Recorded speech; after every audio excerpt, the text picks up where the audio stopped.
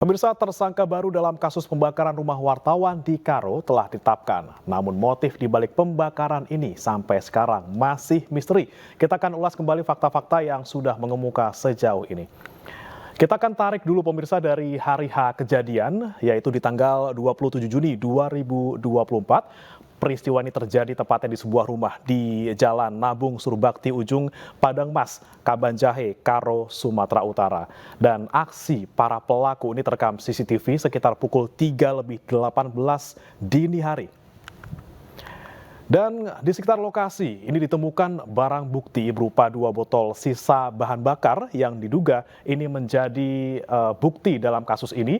Dan kemudian ada juga narasi yang beredar bahwa pembakaran ini diduga terkait dengan pemberitaan korban yang merupakan seorang wartawan Tribrata TV. Beritanya terkait dengan judi pemirsa, bahkan diduga ini yang cukup liar. Kemudian disampaikan oleh Dewan Pers juga adalah adanya keterlibatan oknum aparat. Meskipun Panglima TNI sudah membantah anak buahnya tidak terlibat dalam kasus ini. Namun naasnya pemirsa, tidak hanya rumah yang terbakar. Ada 4 orang yang kemudian menjadi korban tewas dalam peristiwa ini.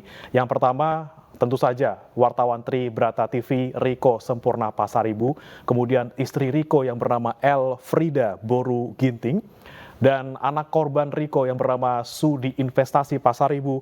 Dan mirisnya pemirsa, ada 1 korban yang masih berusia 3 tahun bernama Loin Situkur yang merupakan cucu dari Riko Sempurna. Kemudian hampir 2 pekan setelah kejadian di tanggal 27 Juni 2024 pemirsa, atau sekitar tanggal 6 dan juga 7 Juli 2024, ada 2 tersangka yang ditangkap oleh polisi.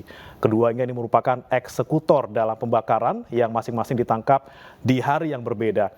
Namanya adalah RAS dan juga YST.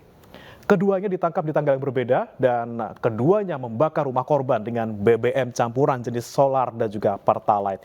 Keduanya juga tidak langsung mengeksekusi di hari H pemirsa, tapi sebelumnya mereka juga sempat survei untuk mengamati kondisi rumah dan juga aktivitas para korban.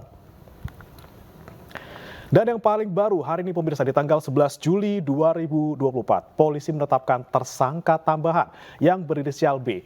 Peran tersangka B ini adalah memberikan perintah. Dan fakta yang kemudian muncul adalah tersangka B ini memberikan uang sebesar Rp130.000 ke tersangka RAS untuk membeli BBM yang nantinya akan digunakan untuk membakar rumah korban. Namun walaupun pemirsa 3 tersangka ini sudah tertangkap, motifnya sampai sekarang masih belum diketahui dan masih digali oleh polisi. Polisi masih terus menggali komunikasi yang katanya ini terjadi intens antara tersangka yang ada 3 ini. Dan hingga kini pun belum diketahui pemirsa kaitan antara pembakaran ini dengan profesi si korban yang sebagai wartawan. Dan tidak berutuh kemungkinan adanya pelaku lain yang menjadi dalang utama dalam pembakaran ini.